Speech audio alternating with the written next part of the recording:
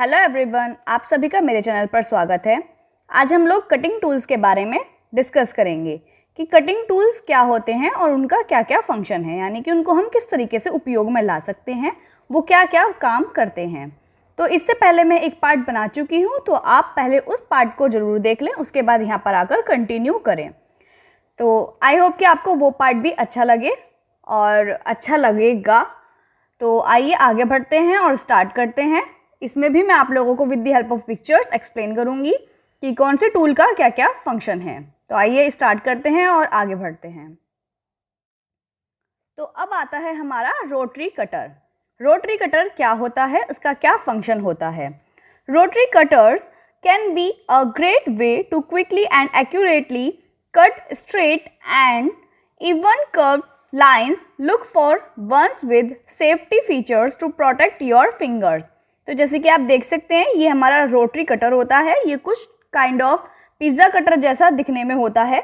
इसका जो ब्लेड होता है वो राउंड शेप में होता है और ये एक्यूरेट एक स्ट्रेट कट लगाता है। हम जब इससे वर्क करते हैं तो ये स्ट्रेट कट ही करता है, भले ही इसका ब्लेड राउंड में हो, लेकिन ये स्ट्रेट कट ही करता है और बिल्कुल एक्यूरेट जहाँ पर हम चाहते हैं, जिस जगह से हम चाहते हैं कटिंग करना कोई भी फैब्रिक, वो उस जगह से कटिंग करता है।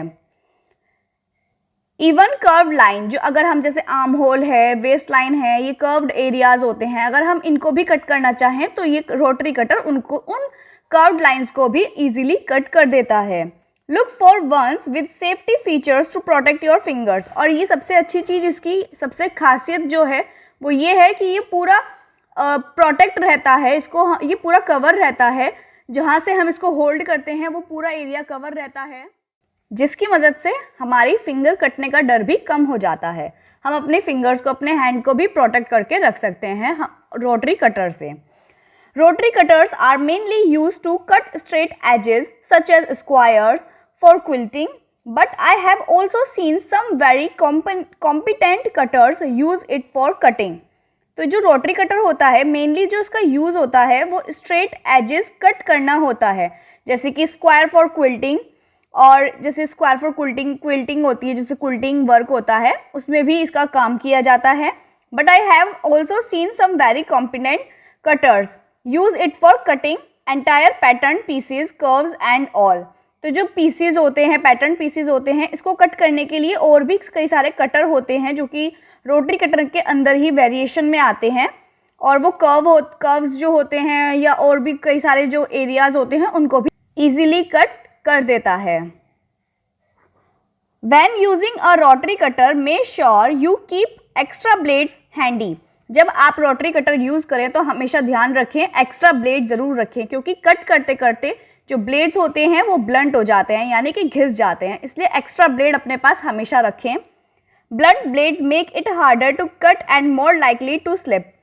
अगर आपका रोटरी कटर का जो ब्लेड होता है वो ख़राब हो जाता है, जैसे ब्लंट हो जाते हैं, घिस जाते हैं, तो क्या होगा, अगर आप उसको फैब्रिक पर चलाएंगे तो फैब्रिक ढंग से कटिंग नहीं करेगा, बहुत ज़्यादा हार्ड चलेगा फैब्रिक के ऊपर, जिसकी वजह से जो फैब्रिक के एजेस हैं वो भी बहुत ही गंदी रफली कटिंग होगी, फाइन कटिंग नहीं होगी, और वो बहुत ज़्यादा स्लिप भी होगा फैब्रिक के ऊपर। It will also burn the edges of some fabrics like Lycra. जैसे कि मैंने अभी बताया कि बहुत ही अनफिनिश्ड कटिंग करेगा। जैसे हमारा लाइक्रा फैब्रिक होता है, थोड़ा सा स्ट्रेचेबल होता है, तो उस पर ये अगर आपका ब्लेड जो है वो ब्लंट रहेगा, घिसा हुआ रहेगा, तो वो कपड़े को बहुत ज़्यादा खींचेगा। तो इसलिए इस चीज़ का ध्यान रखें, अपने पास 1 से 2 ब्लेड एक्स्ट्रा अपने पास रखें, ताकि जब भी ब्लेड आपको लगे कि घिस गया है उसको आप टाइम टू टाइम चेंज कर लें। These are cutting tools which look like pizza cutter. जैसे कि अभी मैंने आपको ऊपर बताया था, जो ये रोटरी कटर होता है ये कुछ काइंड ऑफ पिज्ज़ा कटर जैसा दिखने में लगता है, and they usually come with self-healing mats on which you place the fabric and cut. तो ये इसमें जो है यूजुअली जो आता है, इसमें एक सेल्फ हीलिंग मैट आता है जो कि फैब्रिक को कट करने में मदद करता है। This is perfect to have if you frequently have to cut many layers of fabric at once. ये उसके लिए भी बहुत फ़ायदेमंद है, अगर आप एक से ज़्यादा लेयर को एक साथ कटिंग करना चाहते हैं, 2-3 लेयर एक साथ कटिंग करना चाहते हैं, तो ये इतना शार्प होता है कि आप इससे इजीली कटिंग कर सकते हैं। लेकिन ध्यान रहे आपका ब्लेड जो है वो ब्लंट ना हो, यानी कि घिसा हुआ ना हो। बहुत ही शार्प पॉइंटेड होना चाहिए, तो वो इजीली काफ़ी सारी लेयर्स कट कर लेता है एक बारी में। Very useful for cutting thick fabric like faux, fur, felt. जैसे कि थिक फैब्रिक में हमारा फॉक्स, फर, फेल्ट इस टाइप की जो शीट्स आती हैं, जैसे फेल्ट शीट हो गई, फॉक्स जो आपके फैब्रिक्स होते हैं, जो फर वाले फैब्रिक होते हैं, उनको भी ये इजीली कट कर देता है। फर वाले फैब्रिक तो कितने मोटे होते हैं, उसमें फर होल लगे होते हैं, तो वो तो सीजर से हम एक बारी में भी, अगर हम बहुत ही हैवी वाली सीजर लें उससे कटिंग करें तब जाके वो कटिंग होता है।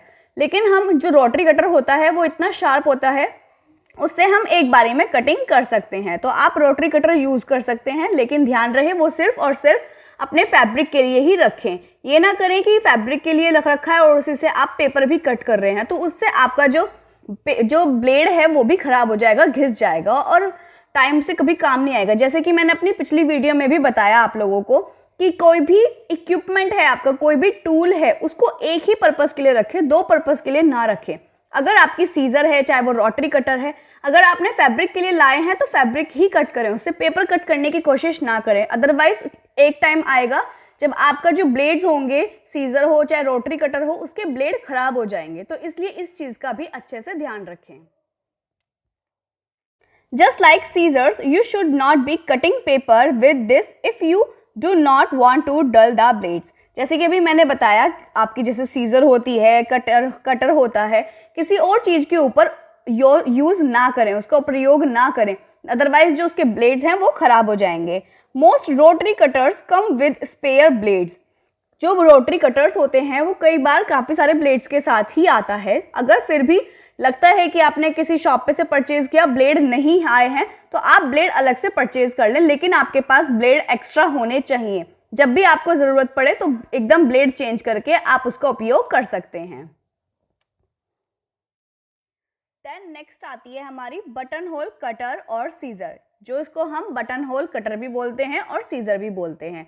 तो जो बटन के जो होल हम बनाते हैं, जो आई हम बनाते हैं, उसको कट करने के लिए, आपको पता है जब हम बटन बनाते हैं तो उसमें बीच में होल करना होता है, तो उस होल को क्रिएट करने के लिए भी एक शीयर चाहिए होता है, जो कि button cutter scissor, button cutter या सीजर कहलाता है। ये एक तरीके का शीयर होता है, छोटा इक्विपमेंट होता है जो कि आपकी जो बटन होल्स होते हैं उसको कट इजीली कर देता है। This is chisel shaped tool which make small cuts in the fabric. ये एक चेसल शेप का होता है, यानी कि आगे से बहुत ज़्यादा पॉइंटेड होता है, बहुत ही पतली सी शेप का होता है, और it makes small cut in the fabric. ये जो इसकी जो पॉइंट होते हैं, जो टिप्स होती हैं, वो बहुत ज़्यादा शार्प होती हैं, क्योंकि पीछे की साइड से आप शेप कभी नहीं देंगे। हमेशा जो आप कट करेंगे, जो हमेशा कट लगाएंगे छोटा सा या बड़ा सा, वो आप आगे से ही लगाएंगे। इसलिए ये आगे की साइड से बहुत ज़्यादा पॉइंटेड और बहुत ज़्यादा शार्प होते हैं। इसकी मदद से हम इजीली कट लगा सकते हैं अपने गारमेंट में, अपने फैब्रिक में, और बटन होल क्रिएट कर सकते हैं। Usually it is use to cut out the button hole and it does this job very well. ये जो टूल है, ये जो इक्विपमेंट है, ये बटन होल क्रिएट करने के लिए ही काम आता है। इससे हम, ये जो एक स्पेसिफिक रीज़न के लिए ही बनाया गया है, वो है बटन होल।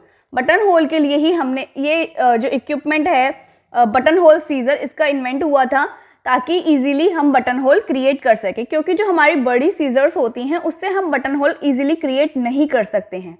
जो बटन होल होता है हम उसको अपने सीम रीपर से भी क्रिएट कर सकते हैं, लेकिन हर एक वर्क के लिए एक स्पेसिफिक टूल्स होते हैं, तो इसीलिए जो सीम रीपर होता है वो हमारे धागे को उधेड़ने के काम में आता है, और जो बटन होल सीजर होता है वो बटन होल बनाने के लिए काम आता है।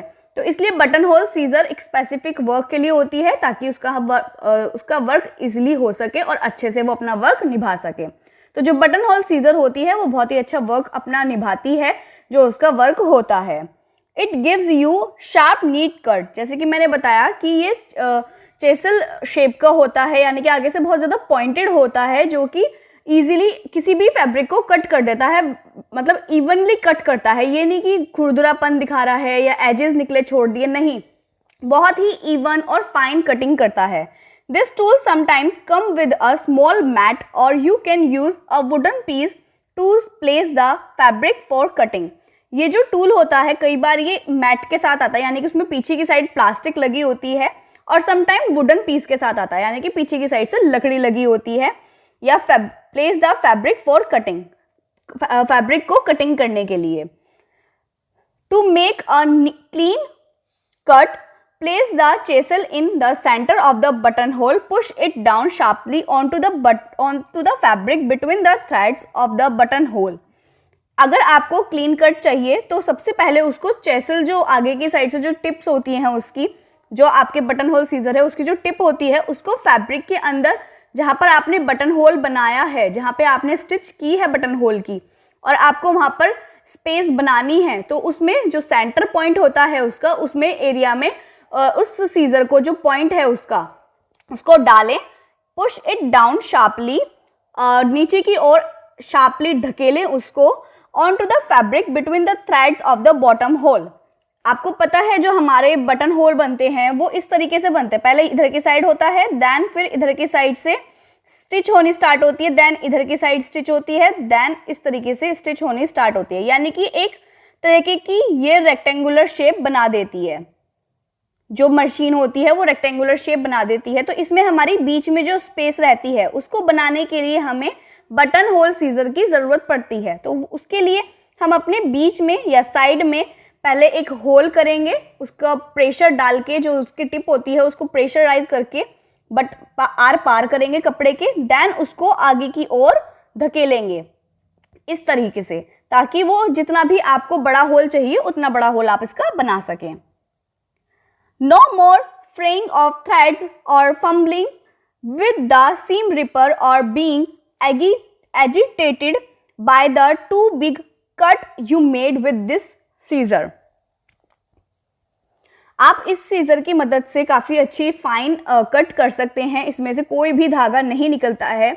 आप जब इसको कट करेंगे तो बहुत ही इतना फाइन और फिनिश कट करता है कि उम्मीद ही नहीं होती कि धागे आगे निकलेंगे, क्योंकि कई बार जब सीजर ख़राब हो जाती है तो वो धागे छोड़ती चली जाती है। जब आप कट करते हो तो बहुत ही रफली कट करती है, जिसकी वजह से धागे निकलने स्टार्ट हो जाते हैं। तो ये जो कटिंग, ये जो सीजर होती है, ये इस टाइप का वर्क नहीं करती, बहुत ही फाइन और फिनिश कट करती है। सीम और fumbling with the seam ripper और being agitated by the too big cut you made with the scissor. जैसे कि मैंने अभी बताया था आप लोगों को कि सीम रिपर से अगर आपको लगता है कि नहीं मुझे उस सीजर से होल नहीं करना है, तो आप सीम रिपर से थोड़ा सा हल्का सा गैप बना ले जिसमें आपकी सीजर अच्छे से चल जाए, तो फिर आप सीजर को लेके उससे इजीली कट कर सकते हैं। तो सीम रिपर इतना शार्प होता है कि आप उसको अगर नीचे डालेंगे, अपने फैब्रिक में अगर होल करना चाहेंगे तो इजीली होल हो जाती है। तो पहले आप सीम रिपर का यूज करके देन बटन होल सीजर का उपयोग करके आप उसमें होल बना सकते हैं। Button hole cutters cut the middle out of the button hole once it has been sewn. जो बटन होल कटर होता है उसमें हम मिडल से कट करते हैं बटन होल बनाने के लिए, जो कि सिला हुआ एरिया होता है उसके बीच में से हम कट करते हैं बटन होल बनाने के लिए। If you have ever cut a button hole with scissor और a seam ripper then you know that the potential for overcutting is very real। जब तक हमारी बटन होल सीजर नहीं आई थी तब तक हम बड़ी सीजर से ही अपने बटन होल्स क्रिएट करते थे।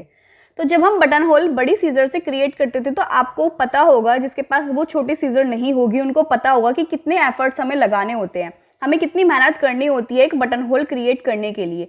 तो वो जब बटन सीजर होती है वो उन एफर्ट्स को कम कर देती है, उन मेहनत को कम कर देती है, और एक छोटा सा स्लिट जितना हमें चाहिए उसके अकॉर्डिंग वो बनाती है और बहुत ही फिनिश और फाइन कट देती है।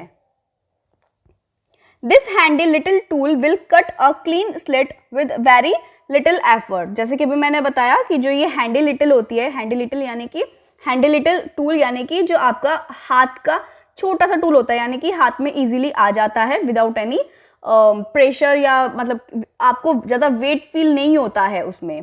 तो बहुत ही छोटा टूल होता है और इजीली आप उससे क्लीन कट कर सकते हैं। देन नेक्स्ट आती है हमारी सीम रिपर। तो सीम रिपर हमारी कुछ इस प्रकार की दिखती है।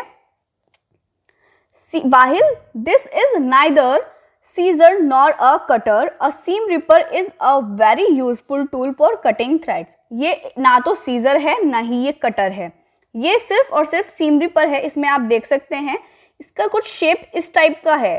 एक पोजीशन बड़ी है और एक पोजीशन छोटी है। इसमें इधर की साइड ये जो डॉट लगा हुआ होता है, इसमें ये परमानेंट लगा होता है, ये रिमूवेबल नहीं होता। ये इसलिए होता है क्योंकि यहाँ पर बहुत ज़्यादा ये शार्प होती है ताकि आपको चोट ना लगे, इसलिए इसको प्रोटेक्ट किया जाता है इस रबड़ से। इसमें इधर की साइड ये जो एरिया आप देख रहे हैं, इधर की ओर इसमें ब्लेड लगा होता है जो कि आप जो थ्रेड्स होते हैं उसको कट करने में मदद करते हैं। और ये इतना शार्प होता है कि अगर आपका इसमें नेल्स भी फंस जाए तो वो इजीली कट हो जाता है। तो जब आप इसका जो ये टिप पॉइंट है, ये वाली जो पॉइंट है, इसको पहले जिस जगह पे आपको थ्रेड कट करना है, जिस एरिया से, उस थ्रेड को पिक करेंगे। ये इतना पतला होता है कि इजीली जैसे आपने स्टिच की है, कितना भी बारीक स्टिच हो, उसको थ्रेड को इजीली उठाता है।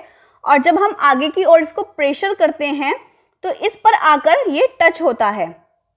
जो ये वाला एरिया होता है, इसमें जो ब्लेड है, इस एरिया पे टच होता है। हम यहाँ से लेते हैं, इस एरिया पे टच होता है एंड कट कर देता है उस थ्रेड को। तो ये सीम रीपर बहुत ही इजी कर देता है, जिसमें हमें बहुत ज़्यादा टाइम लगता है। हम कई बार सुई से उधेड़ते हैं धागे को, कभी कटर कोई होता है उससे उधेड़ते हैं, या सीजर लेते हैं उससे उधेड़ते हैं। तो काफ़ी सारे टूल्स का उपयोग करते हैं हम लोग, फिर भी हमें एफर्ट लगाने ही पड़ते हैं, हमें मेहनत बहुत ज़्यादा करनी पड़ती है। तो ये एक टूल है जिसमें हमें एफर्ट बहुत ज़्यादा कम करनी पड़ती है।